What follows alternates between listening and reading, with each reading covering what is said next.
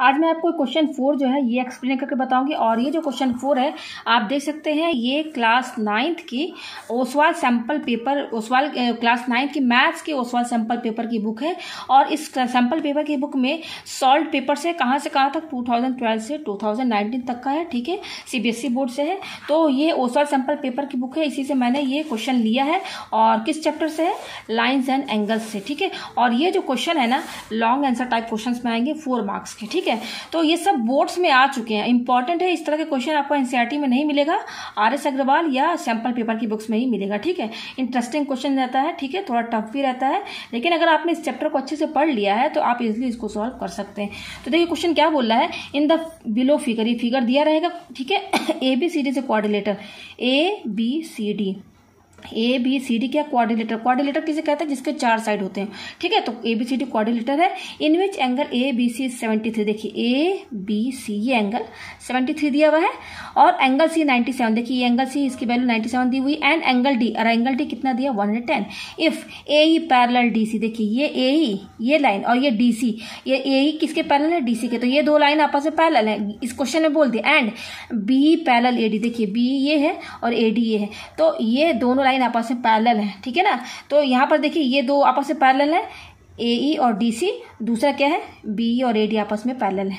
And AE intersect, अब क्या बोला है? AE जो है इंटरसेक्ट BC, AE जो लाइन है BC पर कहाँ इंटरसेक्ट कर रहा है? पॉइंट F पर। ठीक है ना, find the measure of EBF, हमें यहाँ पर एंगल EBF फाइंड करना है, यानी कि EBF, यहाँ पर देखिए EBF हमें ये एंगल, ये एंगल की वैल्यू में फाइंड करनी है। और ये क्वेश्चन 4 मार्क्स का है। तो इसमें क्या क्या चीज गिवन दिया हुआ सब मैंने यहाँ क्वेश्चन में लिख लिया है।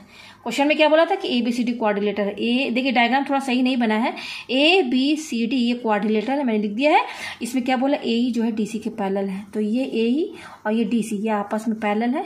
दूसरा क्या है? ये BE और AD आपस में पैरेलल है, ये BE और AD पैरेलल है। ठीक है, फाइंड EBF, हमें ये एंगल फाइंड करना है, EBF ये फाइंड करना है। तो चलिए, तो सबसे पहले जो गिवन दिया होता है ना, आधा क्वेश्चन तो उसी, आधा आंसर तो उसी में आ जाता है। तो क्वेश्चन में, इस टाइप के क्वेश्चन में जो आपका ज्योमेट्री रहता है ना, इसमें अगर कोई भी चीज गिवन दिया रहता है ना, तो उस पर ध्यान दीजिएगा कि जो गिवन दिया हुआ है उससे ही आपका कुछ आंसर इजिली निकल जाएगा। तो पहला क्या दिया हुआ है? AE parallel DC। तो क्वेश्चन में जहां पर भी दो लाइन आपस में पैरेलल बोले ना, वहां पर आप सीधे क्या क्या एंगल्स निकाल देंगे? अल्टरनेट इंटीरियर एंगल्स निकाल लीजिए। ट्रांसवर्सल प्रॉपर्टी से आप जो है क्या कीजिए, दोनों एंगल को जोड़ करके 180 के बराबर कर दीजिए। ये सब क्या है? जब दो लाइन पैरेलल रहते हैं ना, तो उसमें आपको कई एंगल्स आपस में इक्वल मिल जाएंगे, या तो अल्टरनेट इंटीरियर एंगल्स, या करस्पॉन्डिंग एंगल्स, या फिर आपका वर्टिकल अपोजिट एंगल, ये सब जो है मिल जाते हैं इसी में।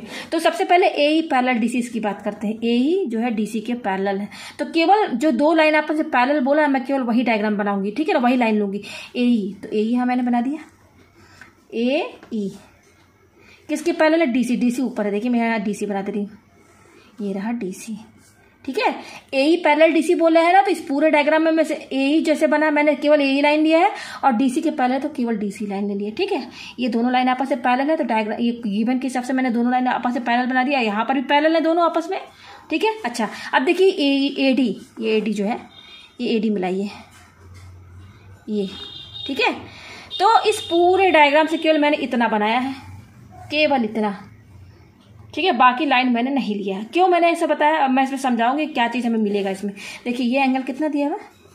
110। ठीक है, अच्छा इस एंगल को मैं 1 मान लेती हूँ, सपोज 1 मान लिया, इसको मैं 2 मान लेती हूँ, इसको मैं 3 मान लेती हूँ, और इसको मैं 4, ये मैंने माना है एंगल। ठीक है, तो अब देखिए ये दोनों लाइन आपस में पैरेलल है, गिवन बता दिया। अब ऐसे ध्यान दीजिए, इसको ऐसे कर लीजिए, ये दो लाइन आपस में पैरेलल है, और इन दोनों पैरेलल लाइन को AD जो है कट कर रहा है। ये AD क्या है? दोनों पैरेलल लाइन को कट कर रहा है। भाई आप इसको आगे तक लाइन बढ़ा सकते हैं ऐसे करके, बढ़ा दिया। तो ये दो लाइन पैरेलल है, और ये लाइन AD देखिए कट कर रहा है ना दोनों पैरेलल लाइन को, तो इसको ट्रांसवर्सल लाइन बोलते हैं ना। कोई भी दो पैरेलल लाइन है और उसको कोई एक लाइन कट कर रहा है, तीसरा कोई लाइन, तो उस लाइन को ट्रांसवर्सल लाइन कहते हैं। तो AD क्या हुआ भाई? इस केस में ट्रांसवर्सल लाइन हुआ। अच्छा, तो पैरेलल जहां दो लाइन रहते हैं, तो आपने ये ट्रांसवर्स प्रॉपर्टी पढ़ा है। ये देखिए angle on the same side of the transversal line, क्या होता है? दोनों एंगल का जब दो लाइन पैरेलल हो, ऐसे समझा दूं मैं आपको। मान लीजिए कि ये दो लाइन आपस में पैरेलल है। ठीक है, ये मान लीजिए, और ये ट्रांसवर्सल लाइन है, कट कर रहा है। हाँ ठीक है, ये हमारा ये M है और ये N, दो लाइन है। अगर M पैरेलल N है और एक लाइन तीसरा है जिसको A भी मान लेते हैं, M पैरेलल ये इस लाइन को मैं और आगे तक बढ़ा देती हूँ। ये दो लाइन है M और N पैरेलल है और A भी जो है इस दोनों लाइन को कट कर रहा है। तो इस केस में ये एंगल और ये एंगल जो होता है ना, ये ट्रांसवर्सल लाइन के सेम साइड में इन दोनों एंगल, मान लीजिए 1 है और ये 2 है, तो इस केस में एंगल 1 + 2 जो होता है ना 180 के बराबर होता है। इसको ध्यान लीजिए, प्रॉपर्टी ये, ठीक है। तो यहाँ पर भी देखिए, इसको मैं ऐसे कर लेती हूँ डायग्राम को। ये दो लाइन है पैरेलल और AD जो है कट कर रहा है, तो बिल्कुल ये ट्रांसवर्सल लाइन हुआ ना AD, तो ये एंगल और ये एंगल, इन दोनों एंगल का जो सम होगा ना 180 के बराबर होगा, ठीक है। तो इसको मैंने 1 माना है ना, ये देखिए 1, ये एंगल 1 कितना है भाई, ये 1 है ना, मैंने यहाँ 1 मैं लिख देती हूँ। तो जैसे यहाँ पर 1 + 2 180 के बराबर है, तो सेम यहाँ पर भी वही चीज़ तो लग रहा है ना, ये दोनों एंगल का सम क्या हो जाएगा 180 के बराबर। तो हम इसको ऐसे लिख सकते हैं, एंगल 1 और 110, एंगल 1 प्लस, इसको मैंने एंगल 1 माना है लेफ्ट, ठीक है ना, इसको एंगल 1 मान लिया है, और 110 किसके बराबर होगा, 180 के बराबर होगा। हो गया, ठीक है। इन दोनों का सम 180 के बराबर हो गया, मैंने सब एक्सप्लेन करके बता दिया।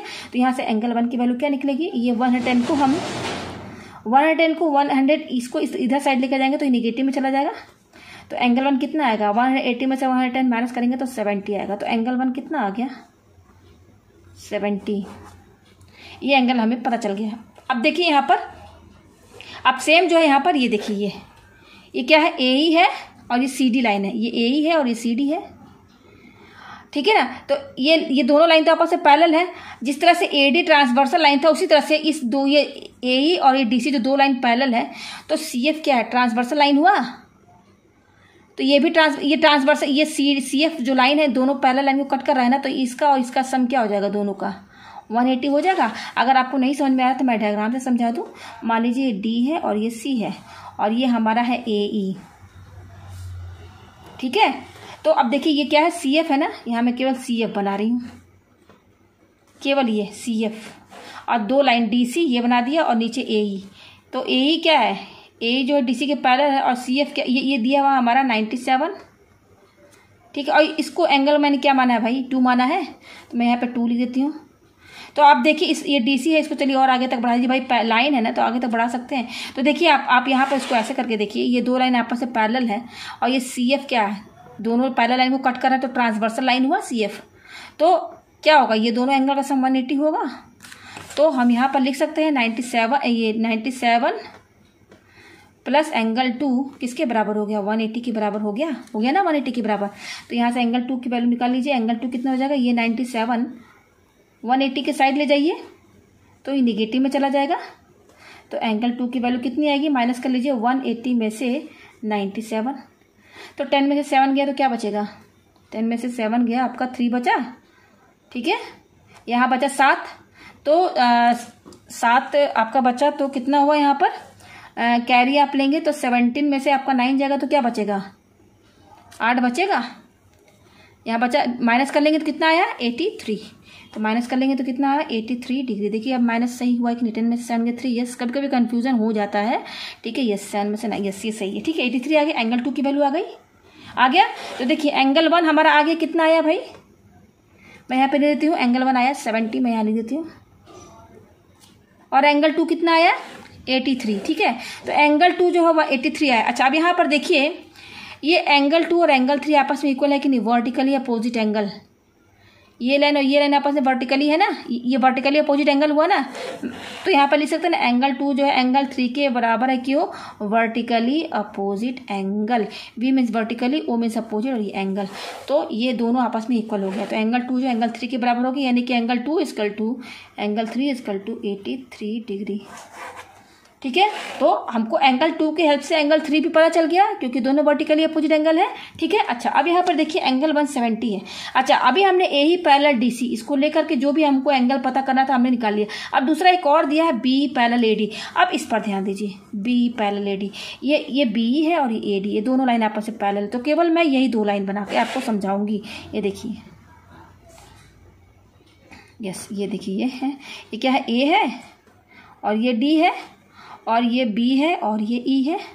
भाई क्वेश्चन में क्या बोला है, BE parallel AD BE parallel AD, तो इस डायग्राम में से केवल मैंने वही लाइन लिया BE और AD ले लिया मैंने। अच्छा, अब यहाँ पर देखिए AE लाइन लीजिए, AE, ये AE लाइन हम क्यों ले रहे हैं, AE देखिए AE, तो यहाँ देखिए बनाइए, यस ये रहा AE। आखिर मैंने AE लाइन क्यों लिया, यहाँ पर ये AE लाइन क्यों लिया मैंने, इसलिए क्योंकि ये दोनों आपस में लाइन पैरेलल है, और ये एक वो लाइन है AE जो इस दोनों पैरेलल लाइन को कट ही तो कर रहा है। आप AD लाइन को और आगे तक बढ़ा दीजिए भाई, ये बढ़ा दिया, ये BE है लाइन है, तो आप बढ़ा सकते हैं, बढ़ा लीजिए ऐसे। तो ये दोनों लाइन आपस में पैरेलल है, AD और BE, और इन दोनों पैरेलल लाइन को कौन कट कर रहा है, AE तो कट कर रहा है। AE हमारा क्या हुआ, ट्रांसवर्सल लाइन हुआ जो इन दोनों पैरेलल लाइन को कट कर रहा है, ठीक है ना, इसीलिए मैंने AE लिया है। ये लाइन दो पैरेलल AD और BE थे ना भाई, लाइन को तो आगे तक हम बढ़ा सकते हैं ना, बढ़ा दिया, और AE क्या लग रहा है आपको, ये दोनों पैरेलल लाइन को कट कर रहा है, तो ये ट्रांसवर्सल लाइन हुआ। तो जब ट्रांसवर्सल लाइन हुआ तो दोनों आप लाइन पैरेलल है, तो ये एंगल आपस में इक्वल होगा। मान लीजिए ये एंगल मान लीजिए M है और ये एंगल मान लीजिए N है, तो भाई ये M और N आपस में इक्वल हुआ, क्यों होगा, क्योंकि ये है अल्टरनेट इंटीरियर एंगल्स, ये आपका अल्टरनेट है, M और N क्या हो गया, अल्टरनेट इंटीरियर एंगल्स हो गया। उसी तरह से यहाँ पर देखिए, ठीक है ना, आप केवल यही तीनों लाइन, ये एक लाइन AD और B है, तीसरा AE है, ये तीनों लाइन ही इसमें आप इमेजिन देखिए, सिर्फ यही तीन लाइन देखिएगा, AD और BE और ट्रांसवर्सल लाइन AE, केवल इतनी ही तीन लाइन पर ध्यान दीजिएगा। तो उस हिसाब से एंगल 1 जो है एंगल 4 के बराबर होगा। एंगल 1 है और एंगल 4, देखिए ये एंगल 1 है, देखिए ये एंगल 1 है, यहाँ पर देखिए ये क्या है, एंगल 1 है ना, मैं यहाँ पर 1 लिख देती हूँ, और ये था, ये क्या है, 4 है, यस ये, तो एंगल 1 जो है एंगल 4 के बराबर हुआ ना, क्यों, अल्टरनेट इंटीरियर एंगल है, ठीक है ना, तो एंगल 1 एंगल 4 के बराबर हो गया। तो मैं यहाँ पे लिख देती हूँ, देखिए यहाँ पे मैं आपको समझा दूँ, एंगल 1 जो है एंगल 4 के बराबर हो गया, क्यों, alternate interior angle, alternate A interior आई और A angle, alternate interior angle. तो एंगल 1 जो हमने निकाला था उसकी हेल्प से हमें एंगल 4 भी पता चल गया, ठीक है ना। तो एंगल 4 कितना आया, एंगल 1 और एंगल 4 आपस में इक्वल है, कितना है भाई, एंगल 1 कितना आया था, 70, ठीक है। तो देखिए एंगल 3 भी पता चल गया और एंगल 4 भी पता चल गया हमें। तो अब देखिए आगे हम क्या करेंगे, मैं इसको दूसरे रफ कॉपी में आपको समझाऊँ अच्छे से। हाँ ये देखिए देखिए केवल अब मैं ये ट्रायंगल लेकर चलूंगी BFE, हमें क्या फाइंड करना है भाई, EBF, हमें ये एंगल फाइंड करना है, EBF ये एंगल। तो केवल मैं ये इतना पोर्शन लेकर चलूंगी, तो यहाँ मैं बना देती हूँ, क्या है, ये रहा, ये हमारा F है, ये हमारा E है और ये हमारा B है, ठीक है। हमें ये एंगल फाइंड करना है, एंगल EBF ये फाइंड करना। अच्छा एंगल 2 है जो है एंगल 3 के बराबर है, मैंने समझा दिया, दोनों वर्टिकली अपोजिट एंगल है, मैंने लिखा कितना है 83। तो ये एंगल 3 कितना हुआ, 83 के बराबर हुआ, तो यहाँ पे लिख दीजिए आप, ये देखिए एंगल 3 किसके बराबर है, 83 के बराबर होगा। तो पता चल गया 2 जितना है उतना ही 3 भी है। अच्छा 4 भी पता चल गया, एंगल 1 जो एंगल 4 के बराबर है, ये देखिए मैंने लिख दिया है, एंगल 1 जो है एंगल 4 के बराबर है। तो एंगल 4 कितना है, ये देखिए एंगल 4 है, इसकी वैल्यू कितनी होगी, 70 ही होगी। तो यहाँ पर आप 70 लिख दीजिए, हो गया, ठीक है। तो अब देखिए ये ट्रायंगल ही तो है, और ट्रायंगल में 2 एंगल की वैल्यू दी हुई है, तीसरा हमें पता करना है, यही एंगल में फाइंड करना है। तो एंगल ट्रायंगल की प्रॉपर्टी क्या होती है कि तीनों एंगल का सम क्या होता है, 180 होता है, तीनों एंगल ऐड कीजिए। तो कैसे लिखेंगे, 83 ये पहला एंगल हो गया, दूसरा क्या हो गया 70 हो गया, तीसरा हमारा ये हो गया EBF, यही तो फाइंड करना है ना EBF। तो इसको मैं क्या लिखूंगी, एंगल ये भाई तीसरा एंगल ये है ना, तो इसको कैसे लिखेंगे, EBF ही तो लिखेंगे, जो एंगल पता करना है ना वो बीच में रहना चाहिए। तो B देखिए यहाँ बीच में रहेगा, ठीक है। तो एंगल B फाइंड करना है, तो एंगल EBF लिखेंगे इक्वल टू 180, ठीक है। 83 और 70 जोड़िए, यहाँ पे 83 लिखिए, तो 83 और 70 कितना हो जाएगा, ये हो गया 3 और 8 और 7 15 प्लस ये क्या है एंगल EBF इक्वल टू 180, ठीक है। तो एंगल EBF निकाल लीजिए, ये 153 है, 180 के साइड जाएगा तो क्या हो जाएगा, माइनस हो जाएगा, माइनस में हो जाएगा। तो 180 में से 153 आप माइनस कीजिए, 10 में से 3 गया, क्या बचा 7 बचा, यहाँ बचा 7 और 5 गया 2। तो एंगल EBF कितना आया आपका 27 डिग्री। यही आंसर हमें पता करना था, इसकी वैल्यू कितनी 27। तो मेरे आपको ये क्वेश्चन अच्छे समझ में आ गया होगा। तो यहाँ पर जो भी दो पैरेलल लाइन गिवन दिए हुए थे ना, तो उसी के हेल्प से जो है कई एंगल्स पता चल गए हमें, ठीक है ना, प्रॉपर्टी जो थ्योरम लगता है उसकी हेल्प से, ठीक है। और ट्रायंगल की प्रॉपर्टी यहाँ पर लगी है। तो मेरे ये क्वेश्चन समझ में आ गया होगा। जहाँ ना समझ में आया कमेंट करके जरूर बताएं।